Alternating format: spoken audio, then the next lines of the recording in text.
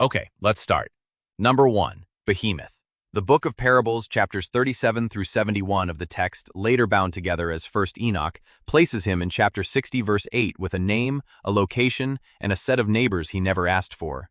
The male is named Behemoth, the verse says, and he occupies with his chest a desert named Duodain, on the east of the garden, where the elect and the righteous dwell. Not a monster description, a property record. The same verse keeps going, and this is where it stops sounding like zoology at all. This is the same wilderness, it says, where the speaker's own grandfather was taken up, the seventh from Adam, the first man the Lord of the Spirits made. Read that twice. The speaker is not Enoch. It is Noah, generations downstream, recounting a vision of his own in which his ancestors' resting place and a monster's containment zone turn out to share a fence line. Not a creature myth, a family plot with a very unusual tenant standing on it. That distinction matters. The manuscript history around this chapter carries a problem the rest of 1 Enoch does not share. The book survives complete only in Ge'ez, the liturgical language of the Ethiopian church, and it was gone from the rest of the world for well over 1,000 years.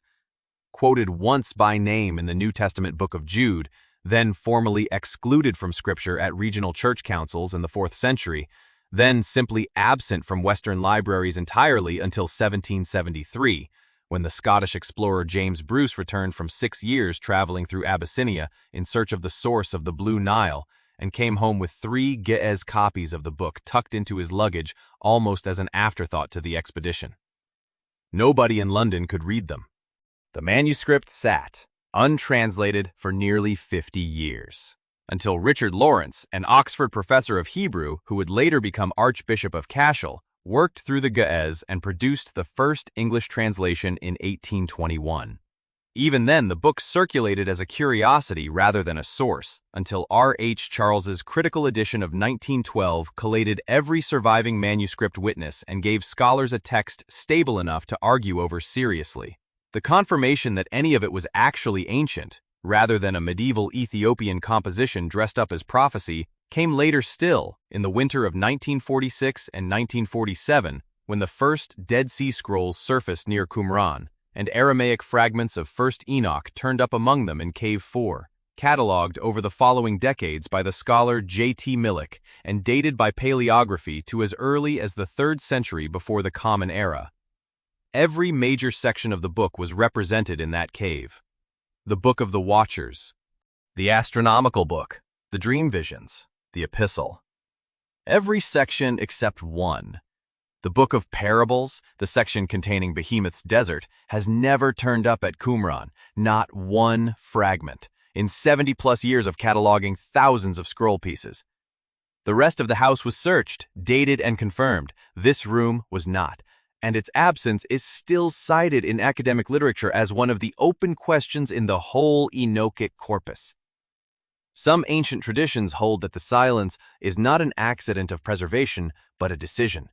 That whoever assembled the Qumran library chose which visions of Enoch to seal into the caves and left the parables out on purpose. Not because the material was newer than the rest, but because the specific claim it makes, that a monster's cage and a patriarch's resting place occupy the same stretch of desert, was a claim somebody with authority over the collection did not want circulating alongside the rest of the corpus. Some later commentators go further, suggesting the omission explains why the parables took so long to be accepted as pre-Christian at all. Without a Qumran copy to anchor its date, scholars spent much of the 20th century arguing it might post-date the Gospels rather than precede them, a debate that has only shifted back toward an earlier date within the last few decades on internal linguistic grounds. The text itself offers no motive for any of this. It only offers the geography. East of the garden. Behemoth's chest fills the space. The garden is where the righteous will eventually live. For now, the monster is the one holding the deed. The modern correlate runs through the older biblical text 1 Enoch is elaborating on. Job chapters 40 and 41 describe an animal that eats grass like an ox, carries bones like tubes of bronze, and moves its tail like a cedar tree. A description commentators have mapped onto the hippopotamus for centuries on the strength of the grass-eating and the river habitat, and onto extinct megafauna more recently on the strength of the bronze tube bones and the cedar-sized tail. Dinotherium, a Miocene relative of the modern elephant whose fossil tusks curve downward rather than up, in a genus that could stand over 13 feet at the shoulder, has been recovered from deposits stretching across East Africa, the Levant, and southern Anatolia, precisely the geography the ancient cosmology is drawing its map from, precisely the region a desert east of Eden would sit inside, according to the same textual tradition that places Eden itself near the headwaters of the Tigris and Euphrates. First Enoch never describes Behemoth's body at all. It gives him an address in Duodine and leaves the anatomy entirely to Job. The animal was never the point. The location was the claim, and the location has not moved in 2,500 years of manuscript transmission, through Aramaic sources now lost, into Greek fragments later lost as well, and finally into the single surviving Ge'ez translation the whole modern text depends on. Duodine has no recorded release date attached to it anywhere in the surviving text. First Enoch's next lines tell Noah that both monsters, the one in the desert and the one in the deep, are kept until the day of judgment, when they become food for the elect at a banquet the text describes but does not date. Behemoth was never meant to be read as a solo entry on anyone's list. He is half of a pair whose other half is female, aquatic, and named in the sentence directly before his, given priority he does not receive. Number 2. Leviathan. Same chapter, same verse block, one line earlier. On that day, two monsters were separated. A female monster named Leviathan, to dwell in the abysses of the ocean over the fountains of the waters. She is named first, described first, given her sex first. First Enoch grants her priority in the very sentence that introduces the pair, not an afterthought bolted onto the male land beast, but the senior half of the arrangement, spoken before him and given the harder territory to hold. Not a matched set with him. The lead entry, and he trails her by half a verse. That distinction matters. Leviathan's own manuscript trail runs in the opposite direction from Duodine's silence. Where the Book of Parables has never surfaced at Qumran, the concept underneath Leviathan predates the Qumran caves by roughly 1,000 years. The Ugaritic tablets excavated at Ras Shamra, beginning in 1929 by the French archaeologist Claude Schaeffer, describe, in the tablet sequence scholars catalog as KTU 1.5, a seven-headed sea serpent named Lotan, coiled and crushed by the storm god Baal to establish the world's order. A name that is, philologically, the same word as the Hebrew Leviathan, carried across languages and centuries into the text Enoch's editors were working with in the Hellenistic period. The biblical book of Job, drawing on the same older tradition, spends the whole of chapter 41 on her directly. Fire from her mouth, scales locked like sealed shields, a heart as hard as a millstone, and a closing line that she is king over all the children of pride. First Enoch does not invent Leviathan. It inherits her from a tradition already 1,000 years old by the time the parables were composed, gives her a sex, a mate, and a release date tied to the final judgment, and files her under a specific chapter number in a specific book that a specific Scottish explorer would eventually carry out of Ethiopia in a saddlebag 2.5 millennia after the Ugaritic scribes first pressed her name into wet clay.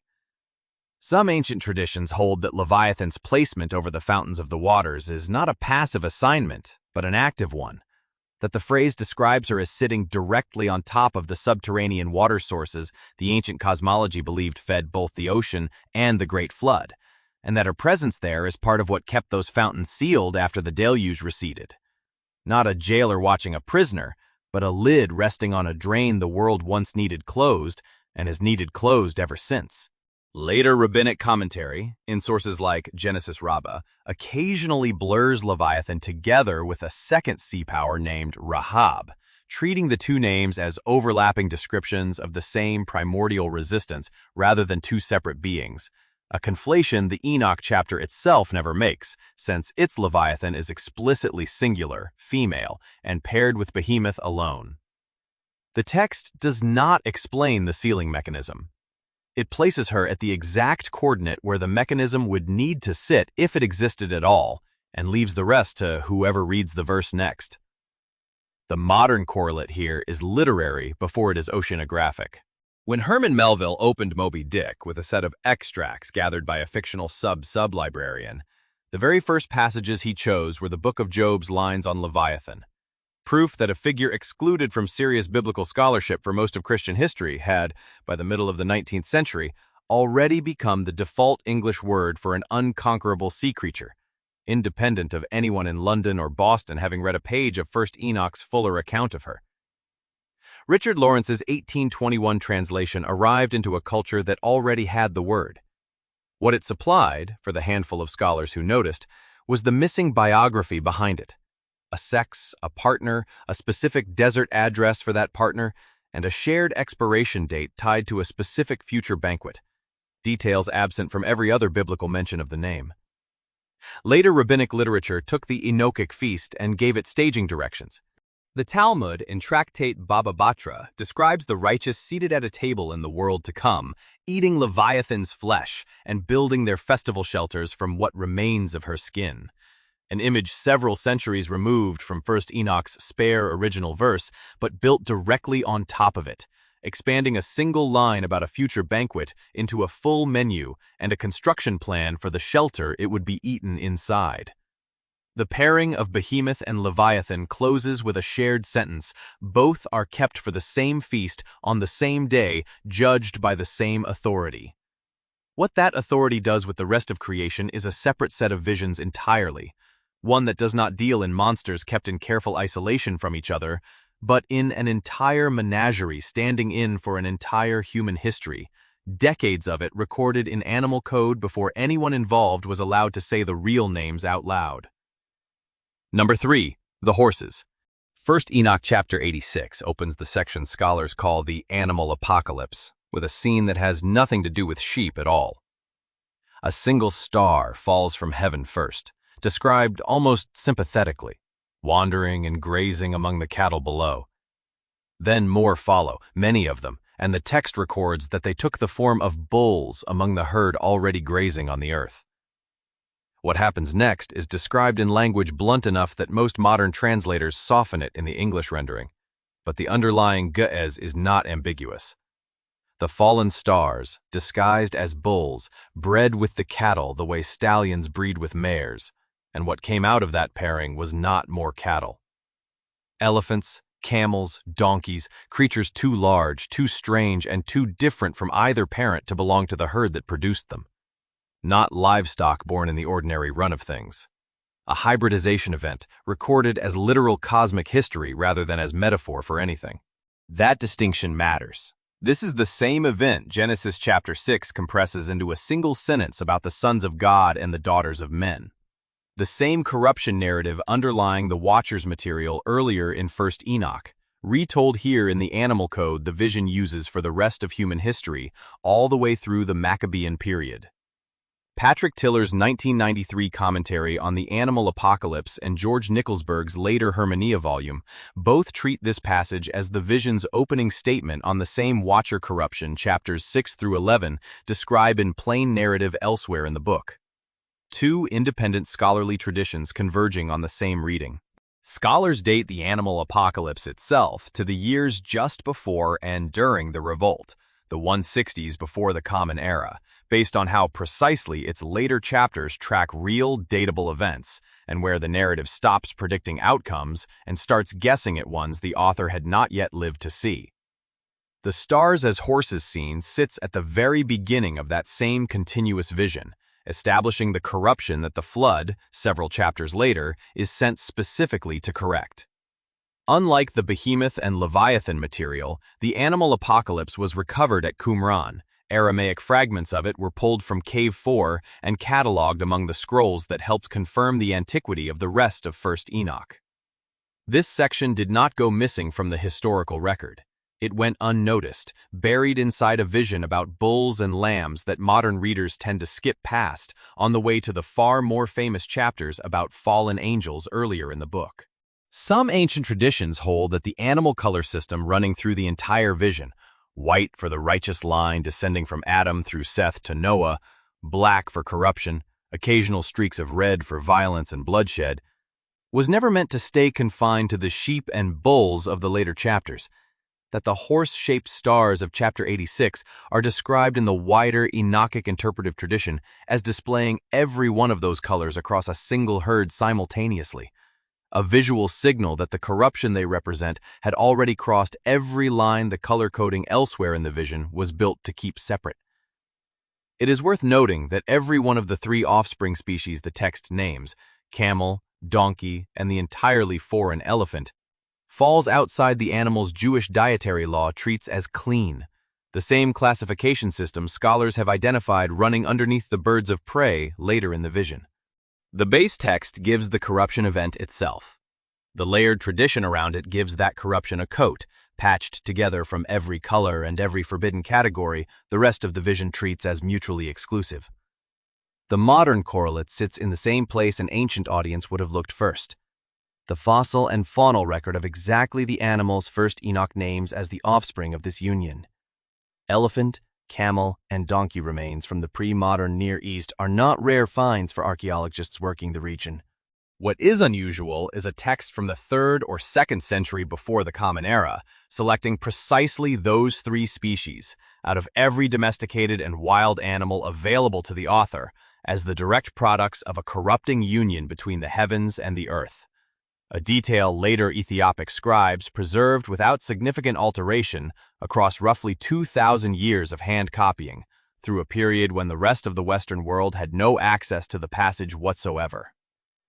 A separate Qumran discovery fills in what the horse-shaped stars were doing before they ever reached the cattle.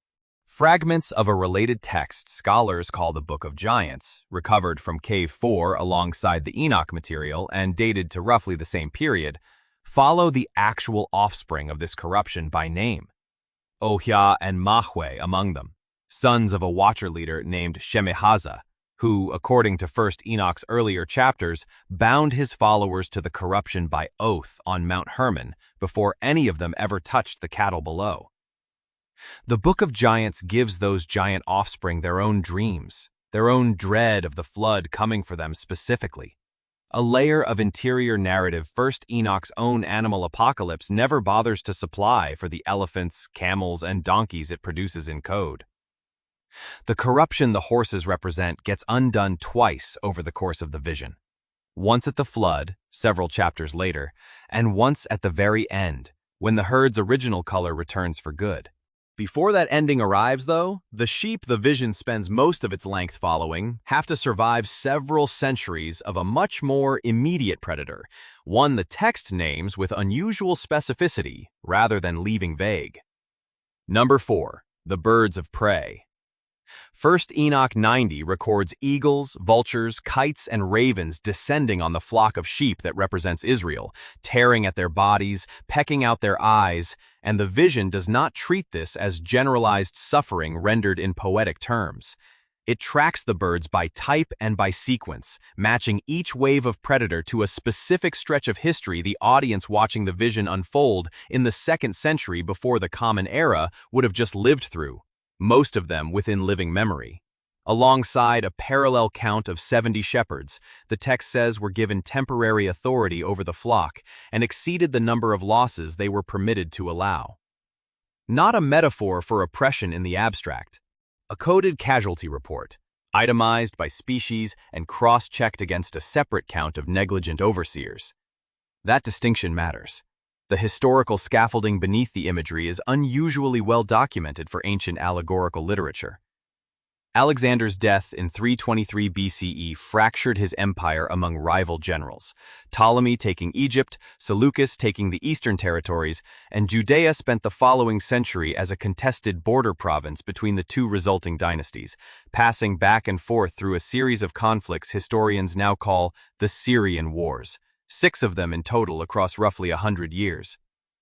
The Seleucid king Antiochus III, later called Antiochus the Great, finally took the territory from Ptolemaic control at the Battle of Panium around 200 BCE, a victory confirmed independently by the Greek historian Polybius's surviving account of the campaign.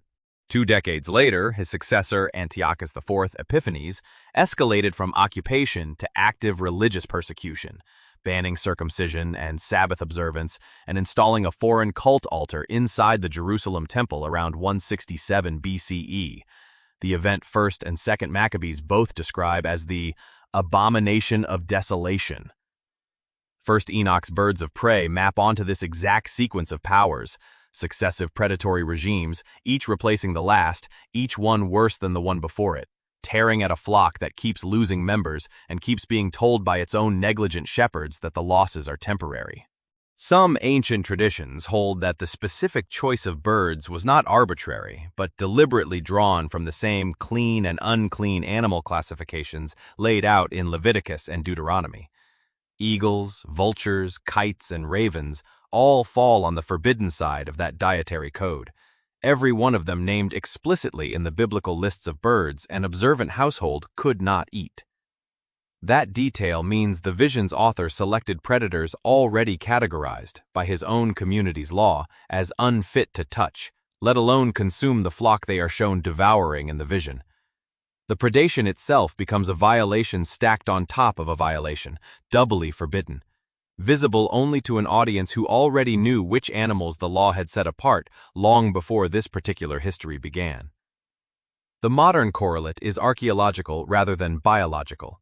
Hasmonean-era coins, Seleucid administrative seals recovered from sites across the southern Levant, and the physical record of the Jerusalem temple's desecration under Antiochus IV, including altar remains and building layers archaeologists have connected to the Maccabean-era rebuilding described in 1st Maccabees, have been recovered and cataloged extensively since the 19th century, giving historians a physical timeline that runs in near-perfect parallel with the bird sequence in Chapter 90. Reigns, invasions, and desecrations that 1st Enoch's original audience did not need explained to them, because they were, in the vision's own telling, still bleeding from the most recent one when it was first read aloud to them. 2nd Maccabees, composed independently of 1st Maccabees by a different author working from different sources, corroborates the severity the birds are meant to represent from an entirely separate angle. Its central chapters record the execution of the elder Eleazar and the torture of 7 brothers and their mother, all refusing to violate dietary law under threat of death.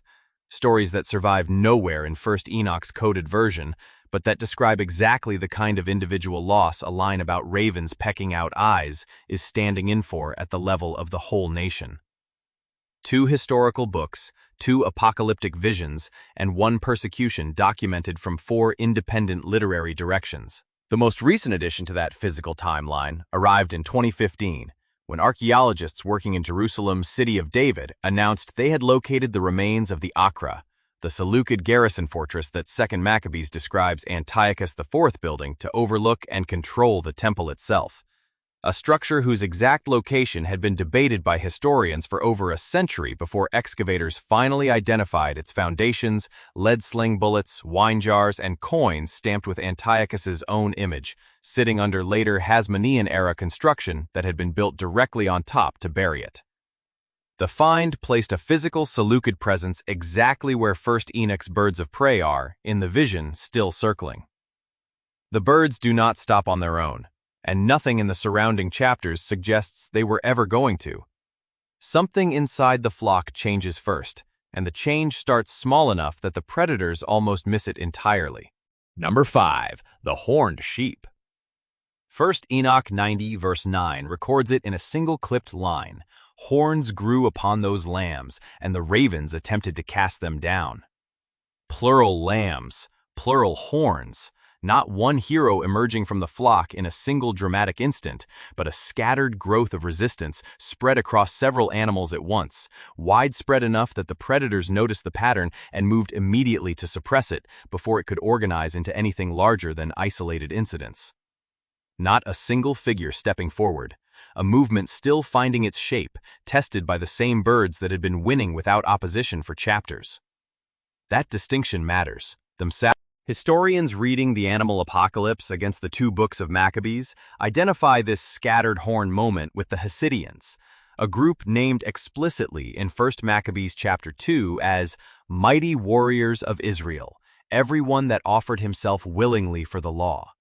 who joined the uprising after the priest Mattathias, in the village of Modane, killed both a Hellenizing Jew who stepped forward to sacrifice on a pagan altar and the king's officer sent to enforce the decree, then fled to the hills and called on anyone loyal to the law to follow him. The Hasidians are not first Enoch's invention or a symbolic convenience. They appear independently in a separate historical text, dated to roughly the same decades and drawing on different sources, describing roughly the same early, scattered resistance, meaning the horned lambs of chapter 90 line up with a group whose existence is attested outside the vision that renders them in code, a rare instance of an apocalyptic symbol having an external historical footnote to check it against. Some ancient traditions hold that the raven's failure to fully break these early horns, the text is specific that the birds try, and are only partially successful, not that they win outright the way they had in every previous chapter, marks the turning point the entire vision has been building toward across 90 chapters, the first instance in the whole history it recounts where the predators do not simply win. Every bird and sheep encounter recorded before this single verse ends in loss for the flock, chapter after chapter, generation after generation. This one ends in a stalemate, and the vision treats that stalemate as significant enough to record in its own separate verse, set apart from the pattern that came before it. Even the bookkeeping around this section has never fully settled. First Enoch counts 37 shepherds overseeing the flock in one stretch and 23 in the next, totaling 58 periods, where the surrounding structure of the vision seems to expect a rounder number closer to 70, a discrepancy commentators have puzzled over for decades, with some proposing the true count was 35 rather than 37, and the arithmetic was corrupted somewhere in transmission, and others arguing the mismatch is original to the author and never meant to resolve cleanly at all. The horned lambs grow directly out of the final, most disputed stretch of that count. The modern correlate is manuscript dating rather than archaeology this time. The Aramaic fragments of the animal apocalypse recovered at Qumran, cataloged among the scrolls scholars label collectively as 4Q Enoch, have been paleographically dated to within decades of the Maccabean revolt itself, meaning the physical copies that survive today were produced by scribes working close enough to the events described that some of them plausibly lived through the same predation the horned lambs represent in the text they were copying by hand. The animal apocalypse is not the only place in 1st Enoch where history gets counted out this precisely. A separate section scholars call the Apocalypse of Weeks, preserved in chapters 93 and 91, divides the whole of human history into 10 numbered periods running from creation to final judgment, each one assigned its own character and its own place in the sequence. The same instinct toward exact historical bookkeeping that produces, in the animal apocalypse, a running count of exactly how many shepherds oversaw the flock and exactly how many losses each one was permitted before exceeding his orders. The horned lambs of chapter 90 are a single entry in a much larger habit the book has of refusing to let any period of suffering go uncounted. The scattered horns do not stay scattered for long. One of them keeps growing after the others plateau, and the birds that had just failed to break the resistance as a whole turn their entire remaining strength toward the single sheep that would not go quiet. Number 6. The Great Horned Sheep. 1st Enoch 90 verses 9 through 16 isolates him from the rest of the flock with a change in verb tense the earlier horned lambs never received. A great horn sprouted on one of those sheep, the text says, and their eyes were opened. Not there, as in the horn's owner alone, but the flock's, collectively, as though this one animal's growth restored sight to every sheep watching it happen around him. The eagles, the vultures, and the ravens converge specifically to break this one horn, all three predator types acting together where before they had operated separately. They fail. Not simply another member of the earlier scattered resistance, the reason that resistance now has a name people still recognize 22 centuries later. That distinction matters. Nearly every modern commentary on the animal apocalypse identifies this figure as Judas Maccabeus, without serious scholarly dispute. The sheep whose growth the predators cannot stop, arriving in the narrative exactly where the historical record places Judas's rise after his father Mattathias died of natural causes in 166 BCE, a year into the revolt he had started. Judas won early engagements against Seleucid forces at Beth Haran and Emmaus in 166 and 165 BCE, before leading the movement to its most famous victory, the recapture and rededication of the Jerusalem Temple in 164 BCE. The event later commemorated annually as Hanukkah, before dying in battle against the Seleucid general Bacchides near the village of Elassa in 160 BCE, a defeat 1st Maccabees records in some detail. 1st Enoch's vision was, by every scholarly dating method applied to it, composed and copied within that same narrow window of years. Meaning the text describing an unbreakable horn was very likely finished and already being copied by scribes, while its earliest audience still did not know for certain whether the horn would, in fact, eventually break. Some ancient traditions hold that the vision's refusal to show the great horn's actual death, the narrative moves past this section directly into cosmic judgment scenes without ever depicting the horn breaking or the sheep falling, even though the independently attested historical record shows Judas did die in battle at Elassa, is not an oversight, but a deliberate silence. That the author either finished writing before news of the defeat reached him, or made a conscious choice to end the sheep's individual story on its last confirmed victory, rather than record the loss that history says came after it. The surviving manuscript does not resolve the question in either direction, and no later editorial hand appears to have gone back to correct it once the outcome was known. The Book of Jubilees, a separate retelling of Genesis and Exodus composed in roughly the same decades and represented at Qumran by more surviving copies than almost any other text found in the caves apart from the Psalms, shares the animal apocalypse's habit of recasting scripture through a tightly numbered chronological system, though it never touches the Maccabean period directly the way 1st Enoch's closing chapters do. Its presence in such volume at Qumran is itself a data point. Whatever community buried that library was reading, copying, and prioritizing exactly this kind of numbered, coded historical writing on a scale modern discovery did not anticipate before the scrolls surfaced. The modern correlate is the paleography again, sharpened further.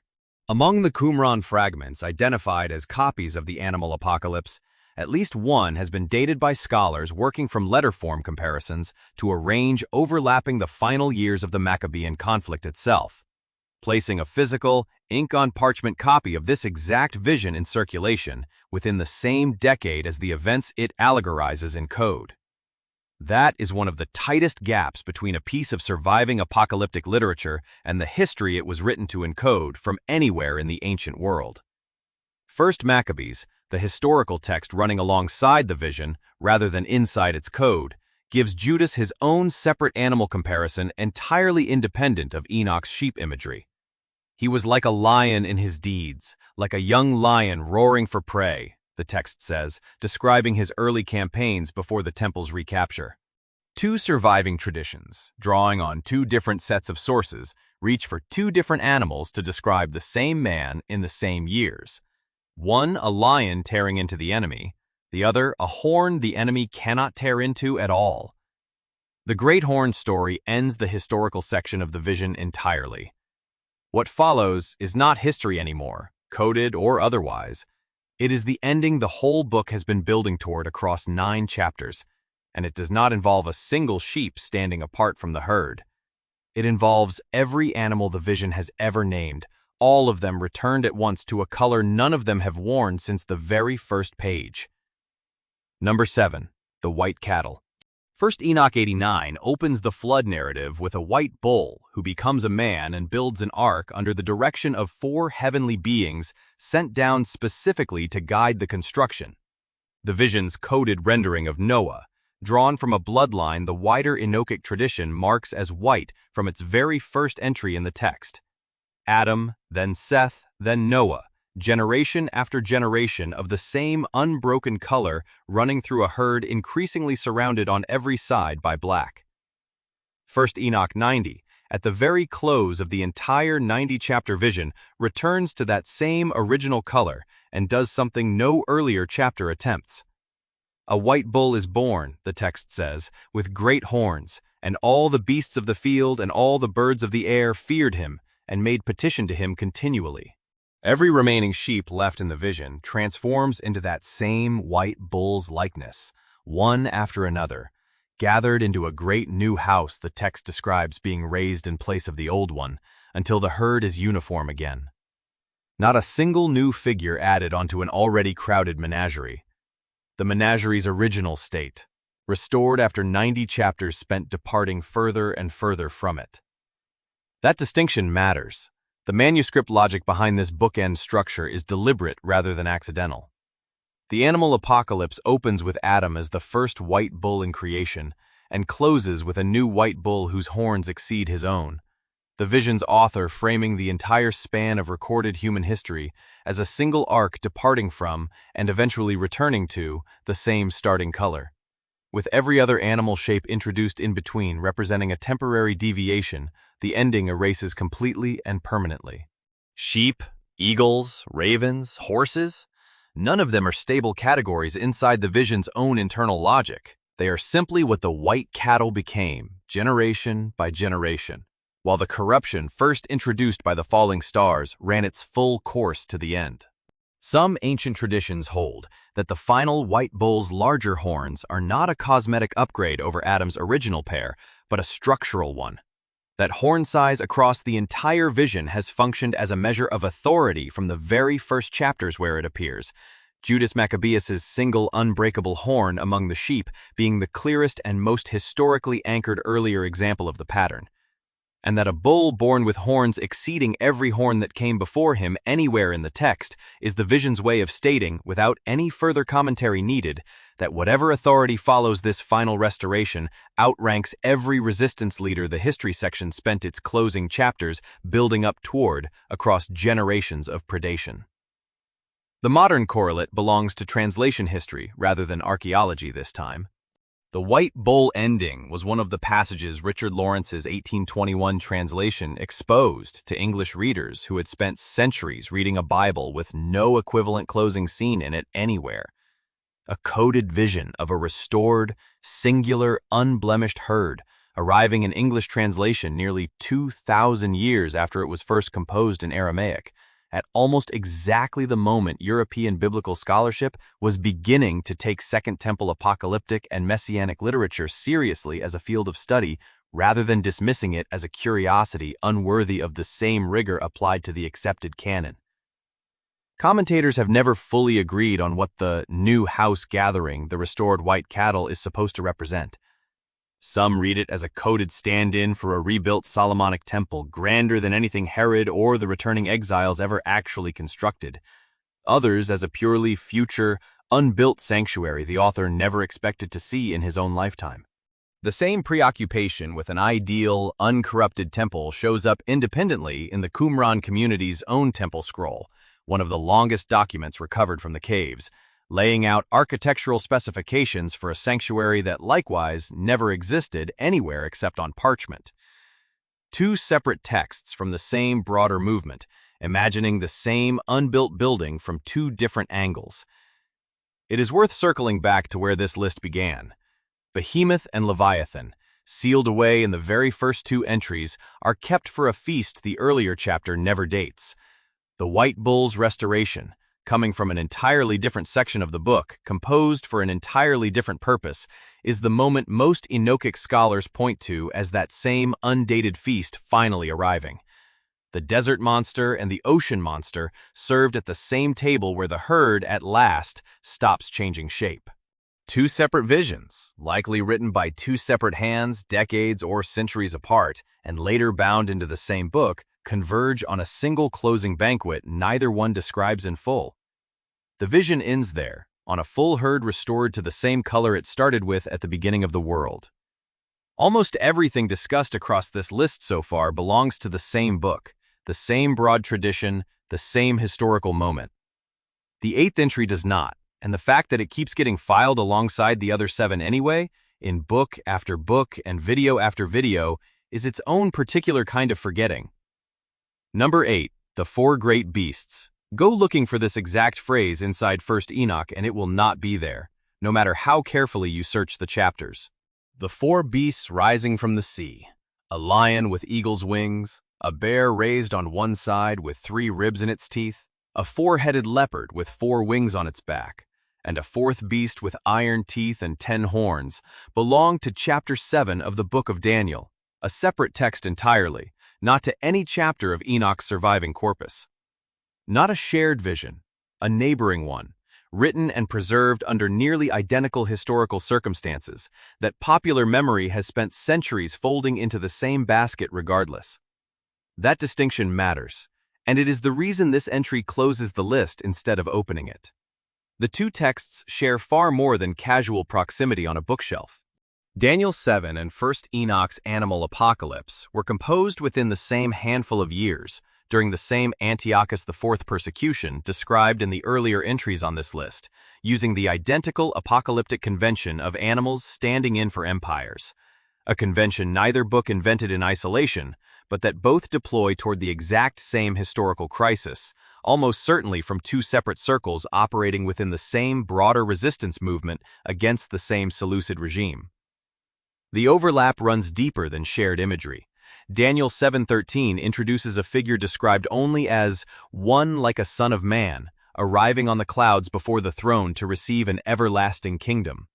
And 1st Enoch's own Book of Parables, the same section that opened this list with Behemoth's desert, spends chapters 46 through 71 developing that same title into a full heavenly judge, a direct literary continuation of Daniel's single verse into an entire theology.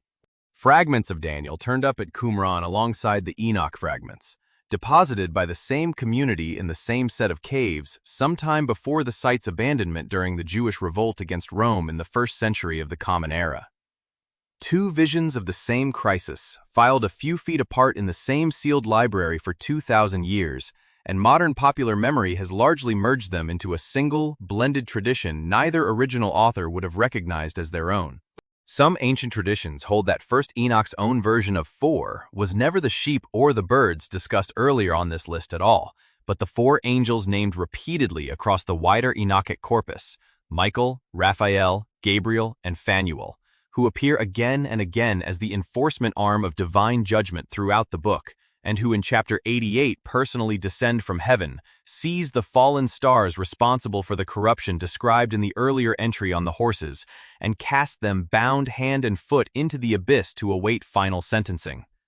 Where Daniel's vision renders the era's threat as 4 monstrous kingdoms rising up out of the sea to devour the world, Enoch's own corpus answers from the opposite direction, with its own set of 4 figures, not beasts at all, but the ones specifically dispatched to bind beasts, doing, in the Enochic tradition, precisely what Daniel's 4 beasts represent from the other side of the same crisis. The mirroring goes one level deeper than the angels. Daniel's 4th beast grows a little horn among its original 10, a horn with a human mouth that speaks great things and wears down the holy ones of the Most High for a time, times, and half a time before it is judged.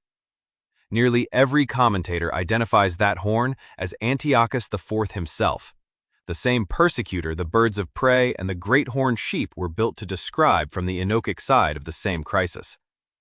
2 texts, 2 different animal systems, and at the climax of both, a single horn standing in for the same man.